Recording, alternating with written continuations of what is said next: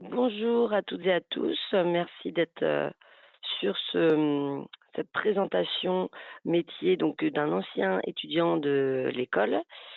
Et donc aujourd'hui, on a la chance d'avoir avec nous, euh, attendez, je suis perdue dans mes trucs, pardon, Clément qui est avec nous et donc qui va nous parler de son métier actuel et un peu de son parcours. Donc moi, c'est Marie, je travaille à l'ISE depuis 4 ans et demi.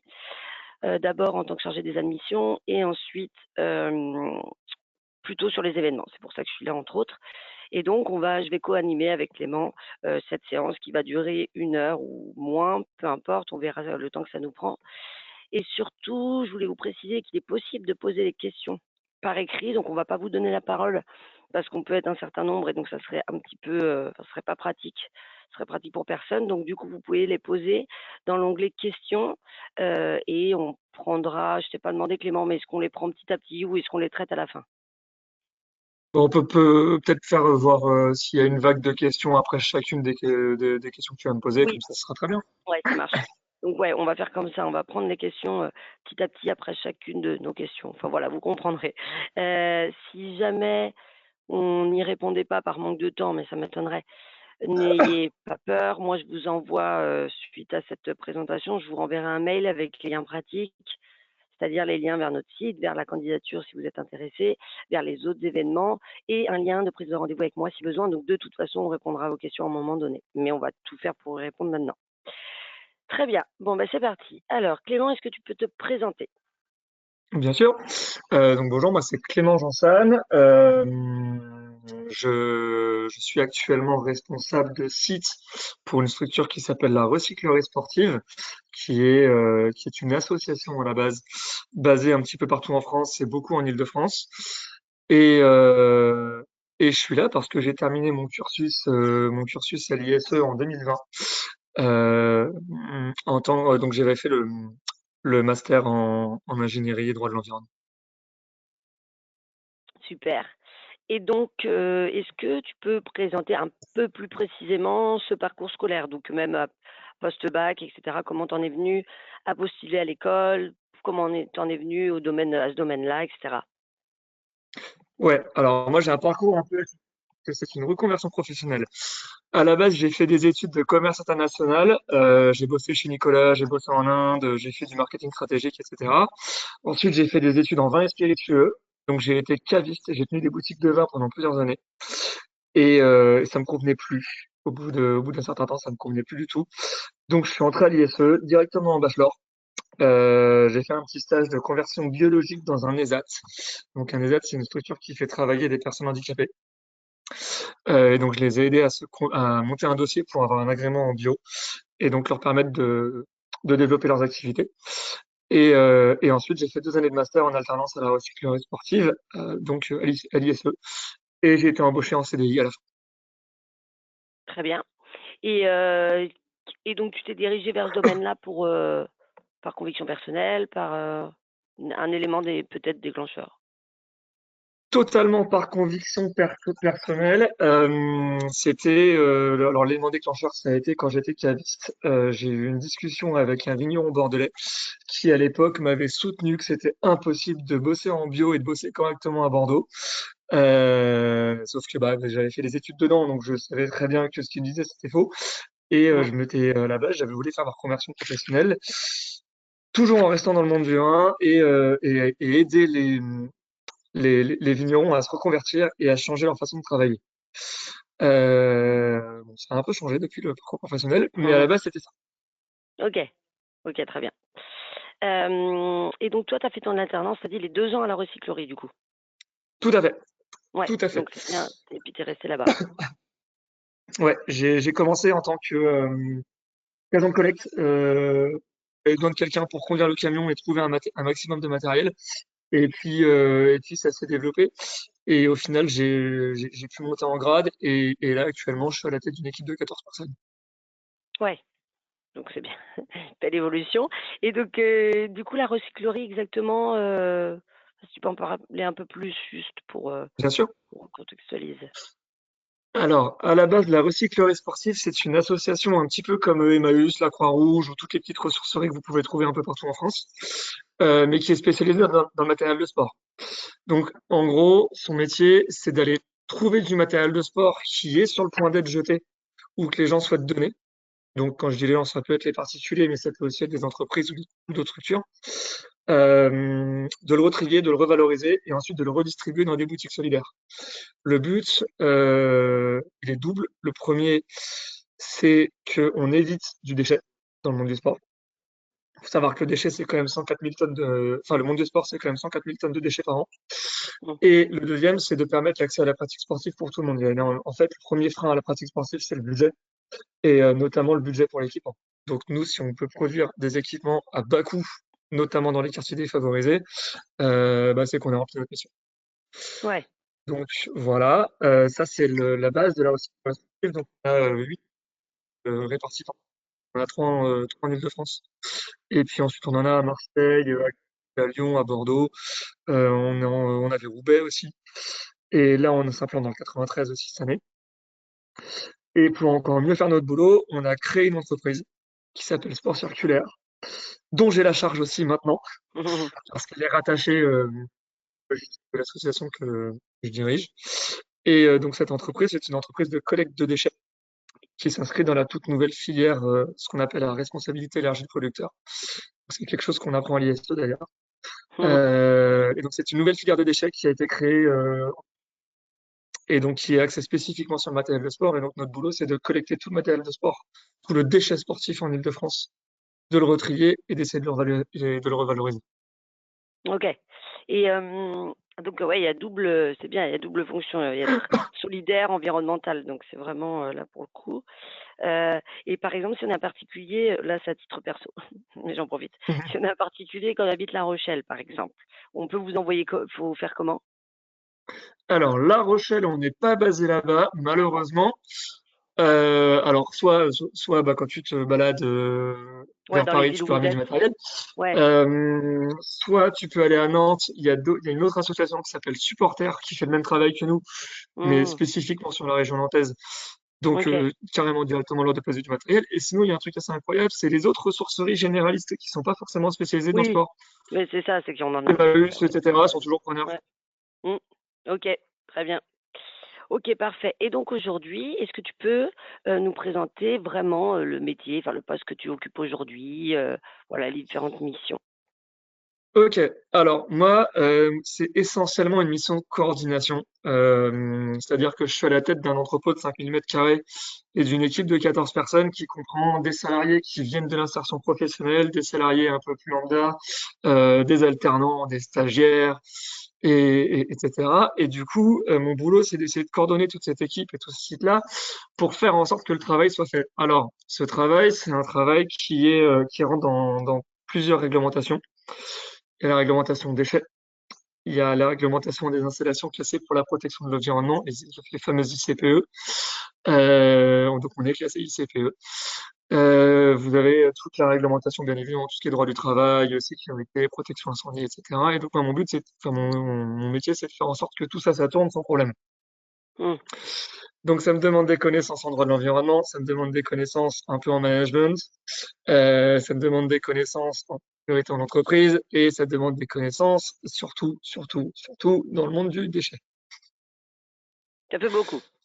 Voilà. Et donc, je fais de la gestion budgétaire, de la gestion d'équipe, beaucoup de suivi de chiffres et de la relation de partenariat, puisque du coup, on travaille pour le compte d'un éco-organisme qui est agréé par le gouvernement. Donc, on fait ce qu'on appelle de la servitude publique et ben, ces gens-là nous demandent des comptes. Ils nous demandent beaucoup de chiffres et beaucoup d'indicateurs. Et donc ça, c'est tout un suivi et toute une organisation. OK. Et donc en lien avec l'ICPE, le fait que vous soyez ICPE, c'est pareil, tu as tout, faut que enfin, en fait, c'est où au moment où c'est le plus long, de traiter quand tu es en ICPE? C'est l'installation? Alors l'installation, c'est compliqué, mais en fait, c'est de la démarche quali permanente. C'est-à-dire que Ouais. moi, j'ai 5 audits par an Ah, sur différents sujets, juste pour la réglementation ICPE. Donc, on a contrôle des mesures sonores, on a contrôle de nos ouais. rejets aqueux, donc tout ce qui va être les eaux de pluie et toutes les eaux que nous on rejette. On va avoir contrôle de la sécurité incendie. Enfin, voilà, Et ouais, ouais. et après, on a le contrôle que les contrôles ont été faits. Sinon c'est pas drôle. Et donc, ouais, j'ai 5 audits par an, rien que pour ça. Ouais, c'est ça. Ah oui, OK.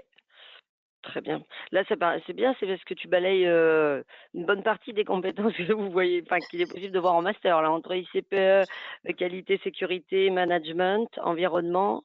Ouais, tu mets tout Ouais, en OK. ouais. Et puis le déchet, enfin, en tout cas, moi, à l'époque où j'étais à l'ISE, il y avait une matière gestion des déchets.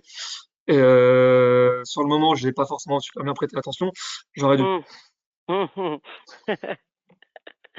OK, ça marche, super. Hem, Est-ce que tu peux, si jamais tu avais, mais j'ai l'impression que tu auras pas, nous décrire une journée type ou une semaine type? Alors, journée ou semaine type, je sais pas si ça va vraiment être type de chez type, Ouais. mais concrètement, si je vous dis ce matin ce qui s'est passé, je suis arrivé au boulot. Bon, bien évidemment, je dis bonjour à l'équipe parce que sinon on peut pas les manager. Et j'ai pris une demi-heure pour checker mes mails. Ensuite, j'ai pris une demi-heure pour faire tout le tour de l'entrepôt avec mon adjoint pour voir s'il n'y avait pas des petits ajustements, parce qu'il y a toujours en permanence des petits ajustements de planning ou des petites choses à régler. Ensuite, j'ai bossé sur deux, trois dossiers. Concrètement, comme mon boulot, c'est de faire en sorte que ça tourne et que l'équipe bosse bien. En fait, une des grosses missions, c'est de leur, comment dire, c'est de leur fournir les moyens de faire leur travail. Mmh. Dont le fait de leur acheter des camions quand il faut aller collecter des trucs avec des camions, ou de leur acheter des tire-palettes ou du matériel pour qu'ils puissent faire leur travail. Et donc là, bah, par exemple, demain matin, je vais avoir un coup de fil avec le mec qui nous a vendu un camion pour faire l'immatriculation. Voilà, l'émission, c'est Mmh. absolument tout et n'importe quoi. Mais il y a un côté management du temps qui est très important. Donc, c'est-à-dire que j'ai des slots spécifiques pour le traitement de mes mails, pour le moment où je vais faire le tour de l'entrepôt avec mon adjoint, pour le moment où je vais faire le point avec ma chargée de développement, pour les moments où je veux voir personne et où je vais vraiment bosser sur des dossiers ou sur les tableaux. Et puis des petits moments aussi un peu où je me réserve 2 heures dans la journée où je vais être avec l'équipe, bosser un petit peu avec eux, discuter et voir comment ça va. Ouais. OK. Et là, tu es tout seul, ouais, enfin, à faire toutes ces missions, préparer les autres, enfin Ouais. non, à chaque fois tu ouais. Toi, tu chapeautes tout, mais tu as du monde, je suppose que tu as du monde, par exemple, tu as du monde qui sait préparer les audits avec toi, par exemple, ou? Alors pas encore. Malheureusement, Ouais. on est une petite structure, donc du coup, c'est un peu compliqué de faire faire enfin, de tout faire faire à tout le monde. Mmh. Donc j'essaye au maximum de passer certaines missions à mon adjoint pour que déjà il puisse me remplacer quand je suis en congé. Mais il y a certains sujets, c'est compliqué. Pour la première raison, c'est parce qu'il n'a pas le temps. Mmh. Il a déjà énormément de travail. Ouais, Et la deuxième raison, c'est que les compétences, c'est long à passer et que ça ouais, se fait c'est au ça. fur et à mesure. Mmh. Moi, c'est des compétences que j'ai dû moi-même apprendre. Mmh. Donc ensuite, les retransmettre, il va falloir encore quelques temps. Ouais, bah, oui. OK. Alors bonjour. Je sais pas, il y a que alors bonjour madame. Ben bonjour. Si vous avez des questions, vous n'hésitez pas, hein. Ouais. Bonjour Clément, très bien, donc elle nous salue. Bonjour. Donc ensuite, qu'est-ce qui te plaît plus? Alors c'est pareil, vu la diversité de tes missions, ça va peut-être être un peu compliqué, mais est-ce que tu as un truc qui te plaît plus dans ton métier, voilà, ou des moments peut-être, je sais pas? Le premier truc, c'est l'utilité. C'est l'utilité de ce métier. C'est-à-dire que, bah, comme je viens de le dire, hein, une journée type, c'est du traitement de mail et faire des points. Donc c'est pas forcément le truc le plus agréable de l'histoire. C'est pas aussi cool que de réparer des vélos, par exemple. Mais le fait d'aller se coucher, de rentrer chez soi le soir, en se disant, OK, là, j'ai fait quelque chose, et mon équipe a fait quelque chose qui a factuellement et quantitativement Mmh, parlant servi à la planète et à la société, déjà de base, on dort beaucoup mieux. oui, je Par m'étonne rapport pas. à quand j'étais en commerce international et que je me demandais ça vraiment à quoi je servais, là, clairement, on dort mieux. Le deuxième truc, alors moi, je suis pas quelqu'un d'extrêmement sociable et d'extrêmement social, mais le lien avec l'équipe, en vrai, il est hyper Mmh, important. Et j'ai une équipe assez incroyable et c'est hyper cool de bosser avec eux. ouais. Et après, comment dire, j'ai aussi une grosse liberté sur mon planning. C'est-à-dire que quand on passe en responsabilité, donc ça demande un peu de boulot et beaucoup d'investissement personnel au début, mais une fois qu'on atteint ce niveau de responsabilité, on peut se permettre des libertés avec son planning. Donc alors après, ça demande d'apprendre à le maîtriser, son planning, parce que Mmh, sinon on se laisse très vite déborder. Mais quand on a une bonne capacité en gestion de planning et qu'on a cette possibilité, là, c'est royal. Si un jour je veux me mettre en télétravail, je vois ça avec l'équipe, mais il n'y a rien qui m'en empêche. Si un jour j'ai besoin de prendre, parce que j'ai un truc à faire, eh ben c'est pas grave, je vais prendre ma matinée et je vais bosser jusqu'à 20h le soir. Mais j'ai une souplesse dans le planning qui est idéale. Ok, très bien. Alors, Maria a une question, mais alors Maria, je vais y Ouais. répondre, je pense, parce que bonjour, vous avez fait quoi comme spécialité en deuxième année du master? Mais vous, à cette époque, enfin toi, à cette époque, Clément, il n'y avait pas les spécialisations encore. Non, pas encore. Voilà. Donc en fait, les spécialisations, on les a créées, je crois, enfin, on les a pas créées. Disons que on a un petit peu, ça sera les mêmes compétences que vous allez valider, sauf que là, en effet, au lieu que la deuxième année, il y a un peu de tout, là, par exemple, Clément, il a vu un peu de tout. Là, en deuxième année, en effet, vous allez vous diriger soit plus vers bâtiment durable, pardon, soit plus biodiversité ou soit RSE. Donc là, clairement, par exemple, pour occuper des postes qui pourraient ressembler à ceux de Clément, mais bon, c'est un gros poste quand même, on va pas se mentir. Ça serait plus, je pense, RSE, parce que bâtiment durable, c'est très spécialisé, c'est sur la gestion des, des normes avec les bâtiments, faire en sorte que ça soit plus des passoires énergétiques, c'est en lien avec ça. Biodiversité, bon, ben, c'est dit dedans, hein, biodiversité et gynécologie, là, c'est clairement autre chose.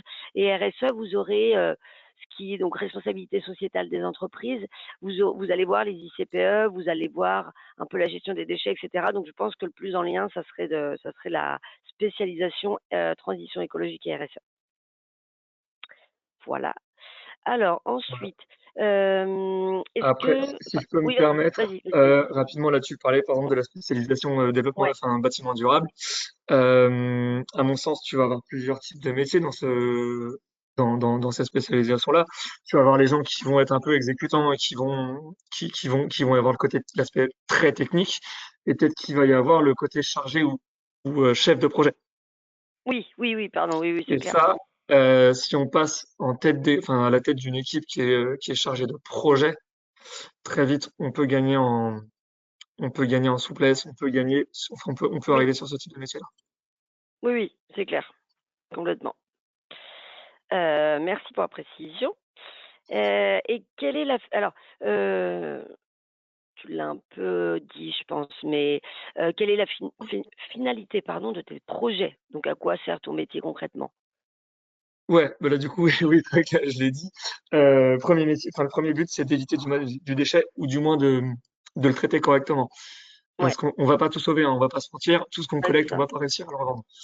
Donc il y a quand même une grosse partie qui est cassée, qui est obsolète, qui est plus bonne du tout. Mais ces produits-là, du coup, on va les traiter correctement. Donc ça va être recyclé au maximum. On en incinérait avant, il y a 3 ans, on était quoi? On était à 60% d'incinération. Là, on a fait tellement de progrès, donc on est passé à 40-50%. Donc on est en D'accord, train enfin, voilà, ça se développe à mort. On a trouvé des filières de recyclage pour tout ce qui est pneumatique, ce qui n'était pas le cas avant. Tout ce qui est métallique, etc., c'est recyclé à mort. Tout ce qui est électrique, électronique, c'est recyclé à mort. Et, euh, et en plus, là, on développe des nouveaux projets de transformation de matériel. ok. Et donc, par exemple, pneumatique, donc c'est par exemple si vous avez un vieux vélo, truc comme ça, ils le recyclent, ils en refont. Du métal, essentiellement du Ouais, métal. Là, ça ok, part, ça part très clairement chez de Richebourg, c'est broyé et c'est refondu. ok, d'accord, ça marche. Et mince, t'as dit un dernier truc que je voulais rebondir, mais je l'ai plus. Mhm. Non, mais écoute, ça reviendra peut-être. Ok. Et donc du coup, comment toi, ben, enfin, bah, là tu l'as un peu répondu aussi. Comment savoir si un projet est Mhm. réussi? Ben, c'est ça, c'est qu'aujourd'hui vous avez évolué, vous avez vachement évolué, vous faites moins d'incinération. En fait, c'est ça vous qui qui est preuve Ouais, de. alors on a deux indicateurs principaux. Le premier, c'est la Ouais. quantité qu'on va traiter. Pour donner une idée, alors si on prend sur la partie association, quand j'ai commencé en 2018, allez, donc 2018, j'avais commencé sur la fin, allez, 2019, année complète, on avait fait 35 tonnes. L'année dernière, on a fait 105 tonnes. Ça, c'est en don, Mmh. donc c'est ce qu'on a reçu en don de gens et d'entreprises. Sur la partie entreprise, qui est plus récente, 2023, on a collecté et traité 130 tonnes de matériel. 2024, c'était 480 tonnes. Ah oui, 2025, on prévoit 900 tonnes. ok. Voilà. Ça, c'est les quantités traitées. Après, il y a ce qu'on appelle le taux de réemploi. C'est l'indicateur que je préfère. Ça, c'est la quantité, c'est la proportion. Sur tout ce qu'on a collecté, c'est la proportion qu'on a sauvé. Hmm. Effectivement sauvé. Donc celle-là, en fait, la proportion a tendance à diminuer au fur et à mesure des années, mais elle a tendance à diminuer parce qu'on a augmenté drastiquement les quantités collectées. Plus on collecte, Oui, plus il y aura de déchets. Mais au final, on a réussi à garder un taux de remploi sur l'association qui est assez stable, qui est de l'ordre de 60-70%, et ce qui est énorme. Et sur l'entreprise, on est en train de, la limite, cette année, on espère pouvoir l'augmenter. Donc, ok. ouais, ça va. Très bien. En effet, c'est des vrais indicateurs, oui. Ok. Euh, Bon, la question sur le fait comment tu limites l'impact sur l'environnement est assez claire dans ton métier. Peut-être que c'est pas nécessaire d'y revenir, peut-être que tu l'as dit tout le long. Après, Ouais. il y a peut-être Oui, c'est d'autres vrai, leviers. remarque. C'est-à-dire que le métier Ouais, lui-même, il a un oui, impact positif sur l'environnement. ouais. Maintenant, quand on va collecter, bah, qu'est-ce qui se passe? On prend un camion, c'est du diesel, c'est Hum, pas propre. On a une consommation énergétique qui est quand même assez conséquente. ouais. On a des outils informatiques qui sont là aussi. Enfin, voilà, moi, je suis dans un grand bureau, pas d'être en appoint à côté de moi qui consomme à mort. Donc, il y a toujours des leviers. Le premier, déjà, nous, c'est sur nos tournées, on optimise au maximum tout ce qui va être consommation d'énergie, consommation d'essence. Donc, on va pas, le camion, il va jamais tourner à vide, par exemple. Hum, Ça va être plein de petits détails comme ça. Faut limiter l'impact sur l'environnement. On va aussi réfléchir à chaque investissement qu'on va faire. Il y a une contrainte budgétaire, mais des fois, la contrainte budgétaire, on l'élimine parce que tel ou tel, euh, tel ou tel investissement va nous permettre de diminuer l'impact. Là, on est en train de réfléchir carrément à investir dans l'électrique. ouais. Hum. Ouais, non, mais c'est Donc, clair, c'est on outre, voilà, c'est une des problématiques hein, dans le monde du déchet, c'est que on se dit qu'on fait du bon travail, mais au final, derrière, il y a quand même énormément de consommation d'énergie et les procédés sont pas toujours super propres. Donc, il y a toujours moyen ouais. de s'améliorer. Hum, c'est vrai. C'est bien de le dire. Euh, ok, très bien. Et quelles sont les tendances actuelles du secteur? Ah, attends, je pose une question. Alors, Attends. Alors, attends 2 secondes. Les énergies renouvelables, collecte, traitée, recyclée, renouvelée, ça m'intéresse. Après, il reste savoir si je suis éligible. OK, je répondrai après, puisque c'est moins lié avec ta ok. présentation. Pardon, donc oui, excuse-moi, les tendances du secteur. Alors, nous, c'est un secteur déchets qui, en plus, est un secteur nouvelle filière. Donc, on est sur un secteur qui est en constante évolution et en constante augmentation. C'est aussi simple que ça. Mmh. Au niveau de la réglementation, la loi AGEC qui est sortie en 2020, Mmh. son second volet il est sorti en 2022, c'est une loi qui paye. Et c'est une loi qui est un Attends article. Clément, 2 secondes, ça coupe. Excuse-moi, ça a coupé. C'est une D'accord. loi qui vas-y, redis. C'est une loi qui stipule que dès qu'une entreprise produit un article, Ouais. une partie du prix de vente est dédiée au traitement de la fin de vie de l'article. Ah oui, OK, très bien. Ouais. Voilà. En gros, Decathlon fabrique un vélo. Mmh. Il y a un pourcentage du prix du vélo qui va nous revenir, enfin, alors qui va revenir à un éco-organisme et qui va utiliser cet argent-là pour nous payer, pour que nous, on puisse aller collecter et traiter le vélo correctement. Mmh. OK. Ça, c'est la première réglementation qui nous concerne, puisque c'est celle-là qui nous paye. Après, on a beaucoup de réglementations, on va dire, contraignantes qui nous concernent. Donc, j'en ai parlé, hein, c'est la réglementation ICPE principalement. Donc, c'est le droit de l'environnement. Le droit de l'environnement, il est très contraignant, à juste titre, hein, il faut qu'il soit contraignant. Et donc, c'est ça qui va aussi le plus nous impacter. Donc, en fait, traiter ou collecter du déchet, c'est rigolo 5 minutes, mais on doit le faire correctement. Et donc, il y a des lois qui nous aiguillent pour qu'on puisse le faire correctement. Voilà, donc en fait, c'est un secteur qui est même en cours de construction, puisque la Mm. filière, une toute nouvelle filière de déchets sur le sport et le loisir, sur les articles de jardinage, sur, je crois qu'il y a les livres, il y a les jouets, enfin, il y a plein de choses. C'est des filières qui sont encore en cours de construction, donc ça va encore évoluer.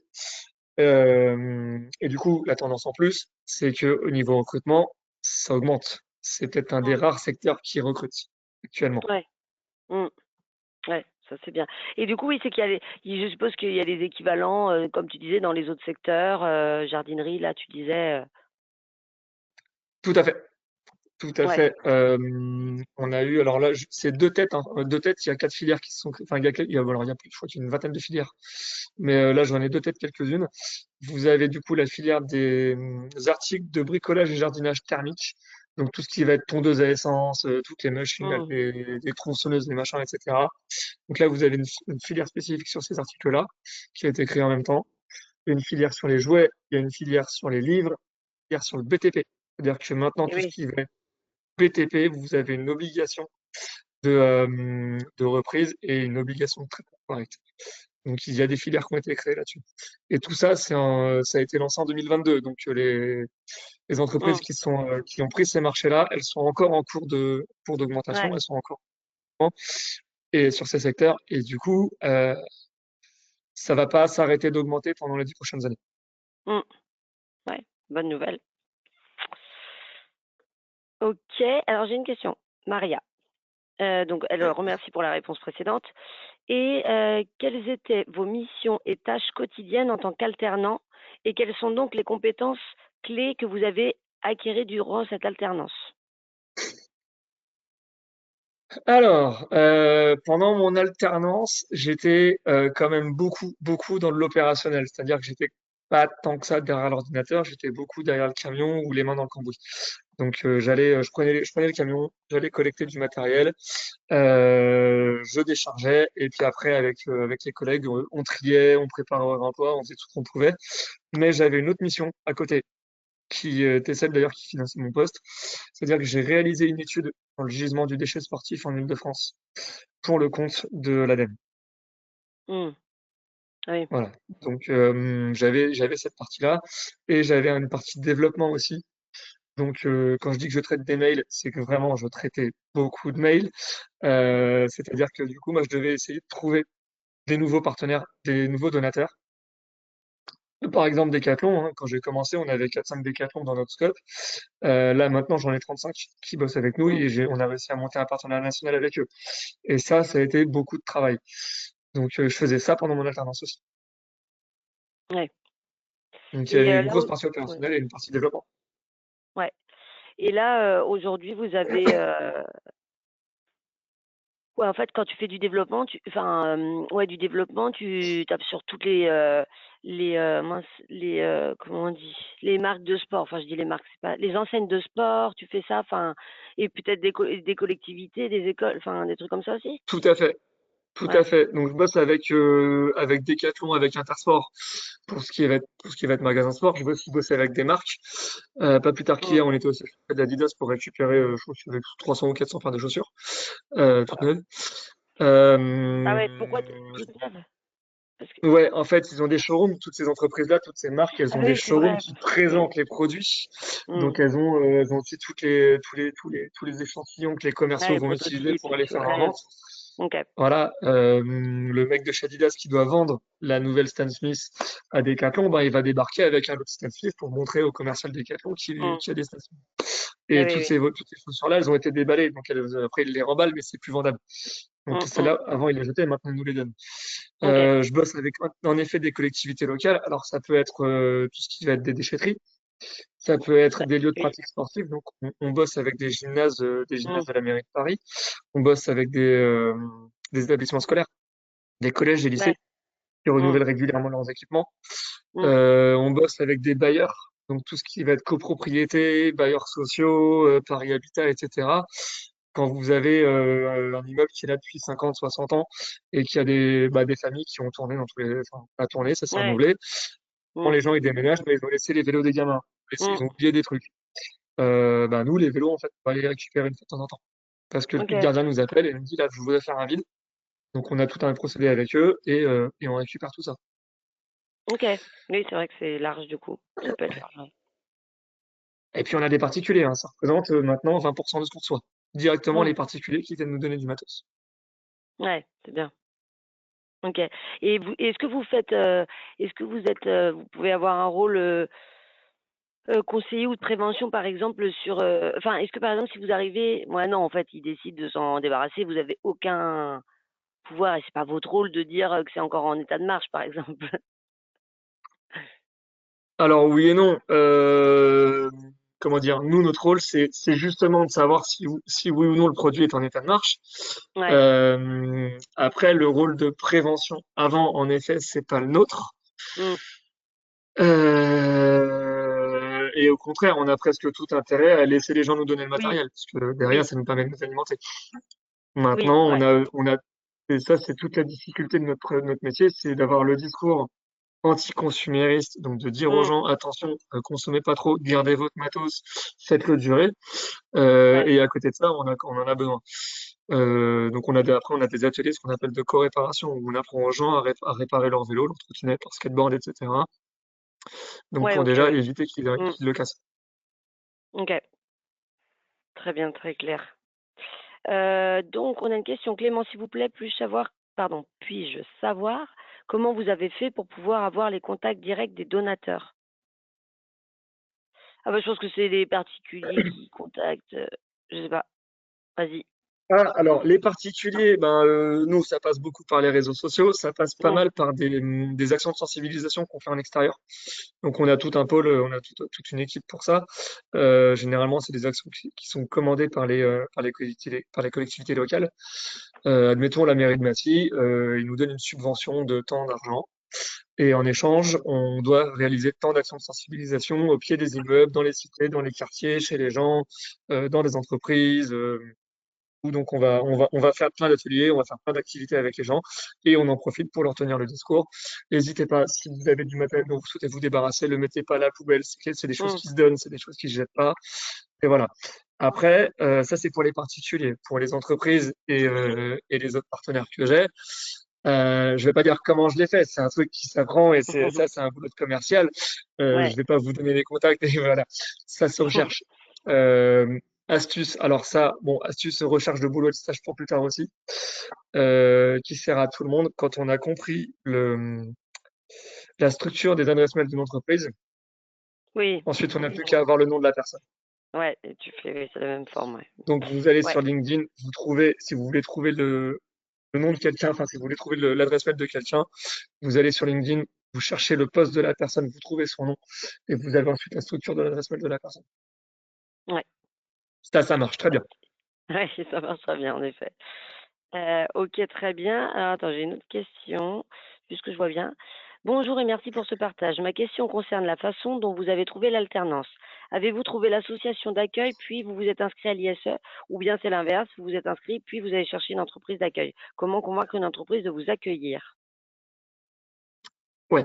Alors du coup, moi j'étais déjà en bachelor et à l'époque ça se faisait pas en alternance, Mmh. donc j'étais déjà à l'ISE. Après, pour trouver l'alternance, c'était une camarade de classe qui avait bossé avec la recycleur et sportive dans le cadre d'un de ses stages, donc qui avait des contacts chez eux et qui m'a dit tiens, j'ai reçu cette annonce, je pense que ça te plairait, je suis sûr que c'est un truc pour toi. Elle m'a transmis l'annonce et donc j'ai postulé. Voilà, très bien. Donc voilà.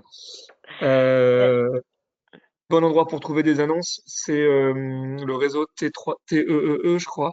Je crois que ça s'appelle comme ça. C'est un site internet d'annonces pour les emplois et des stages dans l'environnement. Et puis je crois qu'il y a emploi environnement aussi. Et Job That Makes Sense, si j'ai ouais, bonne Job that mémoire. makes sense aussi, ouais. Voilà.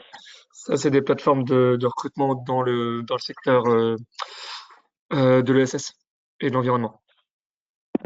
Pardon.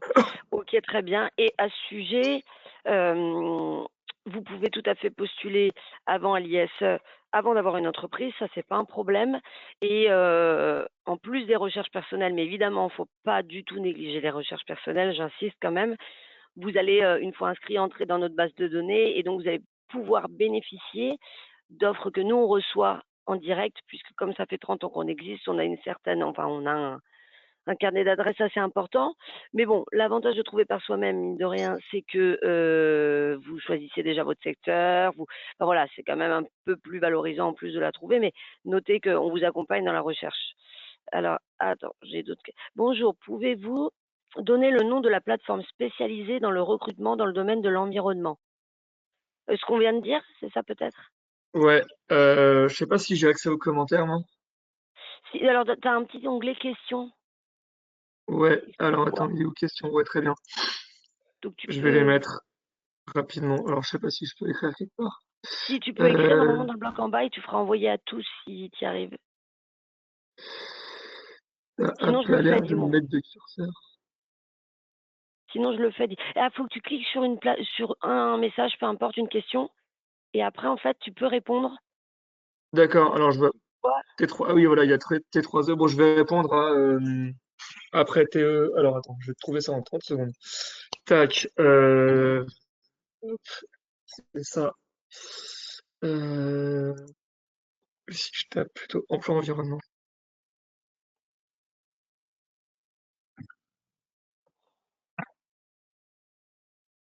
Voilà, alors il y a la plateforme emploi environnement. Tu veux que je le mette ou tu peux t'as la main, c'est bon? Je peux le faire. Vas-y. Hop, on va avoir c'est Job Make Sense, je Ouais, crois. job that makes sense. On est dessus.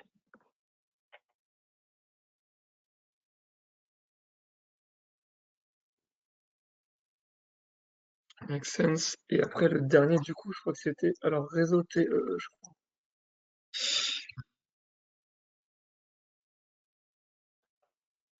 je crois que c'est ça, réseau TE.net. Euh, voilà. Et Et là, du tu as coup, envoyé à tous, normalement. j'ai fait C'est ça? envoyer à tous. Voilà. Je vais Comme voir là. ça, c'est les trois plateformes comme ça que j'ai de tête pour trouver ça. Alors, attends. Donc ça, hop, on a répondu. Vous les avez, c'est bon? Visiblement, vous les avez. Hop, hop. Donc ça, c'est répondu. OK. Vous nous direz si vous les avez bien. Je n'ai rien reçu pour l'instant. Alors, attendez. Au pire, tu pourras me les... Et je les mettrai dans le mail. Je suis en... Bien sûr, Ouais, on bien fera sûr. ça. Vous inquiétez pas. Je lui demanderai et je vous les mettrai dans le mail. Donc, vous inquiétez pas là-dessus. Merci beaucoup. OK, ça marche. Je suis en reconversion professionnelle. À qui s'adresser à l'ISE pour avoir des informations sur le montage? Alors, ça sera moi, Gwenola. Donc, donc, pareil, vous aurez mon lien de prise de rendez-vous. Je vous invite à prendre rendez-vous avec moi. Comme ça sera plus simple pour qu'on en discute. C'est tout bon. Donc, il y en a qui ont reçu et d'autres non. Donc, bon, écoutez, on verra. Sinon, je remettrai dans le mail. Très bien. Juste pour les questions qu'on voit. Alors, attendez. Donc, les évolutions, bah, tu as dit que clairement, aujourd'hui, c'était enfin des métiers, enfin en tout cas un secteur qui recrutait puisqu'en développement et en construction. Est-ce que tu veux et peux parler de la rémunération ou bien pas du tout? Ouais, ouais, pas de problème. Alors, bon, moi, j'ai commencé, l'association à la base, elle était au salaire unique. Donc, on était à 2000, alors on a commencé un peu moins, on a commencé à 1900 € ou 1800 € brut par mois pour tout le monde. On s'est augmenté au bout d'un moment parce que c'était plus possible. On était Eh à oui. 2052 et là on est un peu sorti de ça, donc on a commencé à mettre des primes d'ancienneté. Donc j'étais passé à 2400 € brut jusqu'à janvier dernier et là on a changé complètement de paradigme pour mon site, pour mon équipe, puisque l'entreprise a pris le dessus sur l'association et donc maintenant on est salarié de l'entreprise et plus de l'association depuis janvier dernier. Et dans ce cadre-là, on est dans ce qu'on appelle la convention collective des activités du déchet. Donc c'est une obligation légale d'être dans cette convention. Et donc dans ce cadre-là, on a toute une rémunération qui est fixée par les syndicats. Et actuellement, je suis à 3150 € brut par mois, euh, en net après impôt, parce que c'est ça qui parle le plus. Ma dernière paye, c'était 2378 €. OK. Voilà. Pour un sacré poste, même, on va pas se mentir. Donc ça Mais m'a fait un sacré gap. Ouais. ouais, ça a été du boulot. Et donc, tout ce qui va être évolution dans ce secteur, comment dire? Si on est au bas de l'échelle dans ce secteur-là, donc là, je parle vraiment secteur déchets, parce que maintenant, je la connais très bien, cette convention. Les salaires de base sont pas fous, mais il y a beaucoup de primes. Donc, moi, mon équipe, ils sont dans le camion, qui sont au tri, qu'on les mains dans littéralement dans le déchet. Ils ont des indemnités de salissure, ils ont des indemnités de panier repas, ils ont des primes de pénibilité, ils ont plein de petits trucs qui font que, hop, ça monte tout doucement leur Mm, salaire et ils arrivent à un truc assez sympathique. Alors, ça leur permet de vivre correctement. mm. Et dès qu'on passe sur des postes un peu management, ne serait-ce qu'encadrant, c'est-à-dire que moi, je suis même pas encore cadre de cette convention. J'ai pas le statut cadre et je suis déjà à ce salaire-là. Si je passe cadre, je prends 300 balles de plus immédiatement. Et donc là, c'est juste des postes d'encadrant qui sont déjà quand même pas mal rémunérés. Ok, en effet. Bien, c'est très clair. Et enfin, en quoi la formation de l'ISE t'a préparé à ce métier? Ah, alors, ouais, concrètement, deux matières. Deux matières. La première, c'est le droit de l'environnement. Merci, monsieur Vessière. Et la Vas-y. deuxième, c'était les cours de gestion des déchets. Merci, monsieur Cousty, mais je sais pas s'il est encore là. Ça me dit rien, mais après, je les connais pas tous. Voilà. Mais Je crois je crois qu'il est plus là. ok. Voilà. Donc ça, c'est vraiment les deux matières principales qui concrètement, c'est tous les jours que j'utilise ce que j'ai appris là. Mm. Le droit de l'environnement, le droit des ICPE, comme je le disais, j'ai 5 audits par an. Et j'ai appris un truc depuis, c'est qu'en fait, on n'est jamais conforme. On peut se Ouais. faire auditer autant qu'on veut, on sera jamais, jamais, jamais conforme. On peut que essayer d'y tendre au maximum. Donc Jamais voilà, c'est conforme pas parce que ça tant grave. évolue tout le temps en plus, enfin très La vite, tout le législation temps. évolue tout le temps et alors, ce qu'il faut, c'est au moins régler ce qu'on appelle les non-conformités majeures, donc les trucs vraiment graves. Ouais. Ça, il faut les régler. Mais il y a d'autres trucs, des fois, c'est juste, bah, en fonction de l'endroit où on est situé, on peut pas. Ah C'est pas oui. possible. Mm. Voilà. Et ça, bah, si c'est pas un truc majeur, c'est pas grave. Et tant pis. Faut accepter le fait qu'on sera pas parfait. Ouais. Voilà. Mais ouais, donc là, du coup, clairement, l'ISE, il y a deux matières qui était extrêmement Mm. importante, mais pas que. Alors moi, j'avais l'avantage d'avoir fait des écoles de commerce avant et d'avoir fait de la gestion de budget et du management avant, mais les Mm. cours de management et aussi tout ce qui était projet startup, montage de business plan, etc., c'est pas à négliger. Mm. Parce que pouvoir discuter avec son service comptable, c'est hyper important. Ouais. Enfin, alors, après le service comptable, c'est peut-être pas forcément plus important, mais au moins le directeur financier, enfin les gens qui vont diriger ça et qui vont avoir vision sur ce qui va être investissement. Parce que, admettons qu'on soit juste simplement en management de la RSE dans une grosse boîte, quelle qu'elle soit, et donc on a des projets pour améliorer enfin, pour diminuer l'empreinte environnementale de l'entreprise, ça demande de l'argent. Et donc il Mm. faut pouvoir parler exactement le même langage que les autres. Mm. C'est vrai. On n'y pense pas beaucoup, mais c'est mieux. Voilà. Donc tous ces aspects-là aussi, au final, ça a payé, quoi. Très bien. Bah, puis toi, tu as enchaîné direct avec ton poste, donc c'est cool. Ouais, Euh, ouais, c'est vrai que j'ai pas eu le petit passage à vide qu'ont eu certains qui se sont fait lâcher après leur alternance. Bah oui, après c'est comme ça. En effet, ça, je sais pas si on a le pourcentage de personnes qui arrivent à, d'étudiants qui arrivent à rester dans leur alternance, mais je suis pas sûre que vous soyez une majorité. Je suis pas certain, pas dans ma promo. Dans ma promo, il Hmm. y a même eu beaucoup de changements d'alternance en cours de route, Ouais, mais en plus c'est clair. je pense que ça vient de deux raisons. La première, c'est que l'environnement, en tout cas à l'époque, donc avant le Covid, c'était un Hmm. peu une voie c'était pas encore une voie qui était à fond, à fond, à Hmm. fond. Et du coup, beaucoup d'entreprises utilisaient les alternants Hmm. pour se substituer à des postes à plein temps. Et au final, bah, quand le contrat était bouclé, bah, en fait, ils changeaient d'alternant et puis c'était tout. Hmm. Et, euh, et après, il y a Et beaucoup aujourd'hui, ça d'entreprises devient qui ont des utilisé postes clés, alternant. donc C'est ça. Et il ouais, y a parce aussi que. beaucoup de boîtes qui ont utilisé alternant pour développer des nouveaux trucs et donc Hmm. pour leur transformation, ce qui est sur le principe une bonne chose, mais ça a été très mal Hmm. dimensionné. Et moi, j'ai vu pas mal de camarades qui partaient en burn-out et qui devaient changer d'entreprise au milieu de Ah cursus oui, parce que l'émission était pas, enfin, ça pouvait plus, ouais, c'était plus possible pour eux, quoi. ouais. Bon, ça, on y veille, mais en effet, il peut y avoir Voilà. des choses comme ça, en effet. Ok, très bien. Est-ce que vous avez des questions? Là, j'ai l'impression qu'il n'y en a plus pour le moment. C'est qu'on a été, enfin, surtout, Clément a été très clair. Ah, si, une question. Alors, tu la vois, tu veux que je la lise ou pas, Clément? Ouais, vous faites quoi de ces matériaux? Alors, attends, elle avait quoi? Ah oui, je la lis pour tout le monde au cas où, parce que je sais pas dans quelle mesure vous la voyez ou pas. J'ai une question concernant les déchets non recyclables. Dans le cas où vous récupérez une raquette de tennis composée de plusieurs matériaux recyclables et d'autres non, vous faites quoi de ces matériaux? Et bon, les crânes. Désolé pour le langage. Concrètement, on a un paquet de filières de recyclage. Tout ce qui est textile, c'est recyclé. Tout ce qui est jouets, ça part dans la filière de traitement des jouets, etc. Mais au bout d'un moment, en effet, tout ce qui est composite, tout ce qui va être les skis, les raquettes de tennis, tout ce qui est en résine, etc., on peut pas, c'est pas recyclable.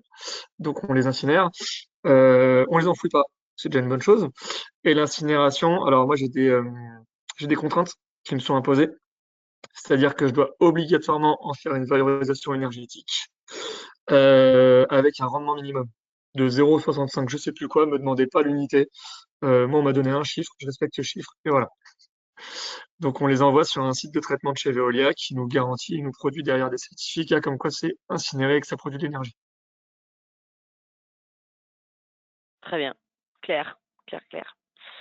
Ok, parfait. On attend encore s'il y a quelques questions. Sinon, de toute façon, comme je vous ai dit, on revient vers vous. Donc, pas de panique si ça venait après. Et puis, pour tout ce qui est candidature, enfin, en tout cas, question d'admission, n'hésitez pas à prendre rendez-vous avec moi sur le lien que je vais vous envoyer. Et si jamais vous étiez ultra décidé, pas besoin de discuter avec moi, la candidature se fait dès maintenant sur le site directement en ligne. Et on revient vers vous quand c'est fait. Donc, si jamais vous n'avez pas besoin de rediscuter, n'hésitez pas à le faire. Et si c'est bon pour vous, mais écoutez, je pense qu'on peut terminer. Comme ça, je libère Clément. Voilà. C'est bon pour toi, Clément? Est-ce que tu as dit tout ce que tu voulais dire? Bah, je crois bien, hein, je regarde mon Ouais. petit document, mais ouais, je pense avoir tout dit. Si jamais nous on recrute des alternants, il y aura des annonces qui seront postées sur Job Make Sense, puisqu'on est aussi là-dessus. Après, Est-ce que tu les je sais envoies à qu'il y a... l'ISE, toi? Non, pas forcément. Alors moi, j'envoie à l'ISE quand j'ai un poste spécifique déchets et dont je sais que ça correspond Ouais, ok. au diplôme. Maintenant, c'est vrai que ces dernières années, j'ai plus recruté des profils opérationnels, donc j'allais pas demander des étudiants en master pour avoir les mains dans le déchet. Ouais, Le oui, jour où oui. j'ai besoin de quelqu'un qui nous assiste à la saisie de données, par exemple, Ouais. ou sur certains suivis, là, j'hésiterai pas. Ok. Ok, très bien. Alors, mon prénom et mon nom, moi, c'est Marie Rivalin, mais vous aurez mon mail de toute façon. Donc, pas de souci. Ok, très bien. Bon, ben, en tout cas, merci Clément, c'était trop intéressant. Pas de souci. Euh, et merci à tous d'avoir participé et je souhaite à tout le monde une bonne après-midi.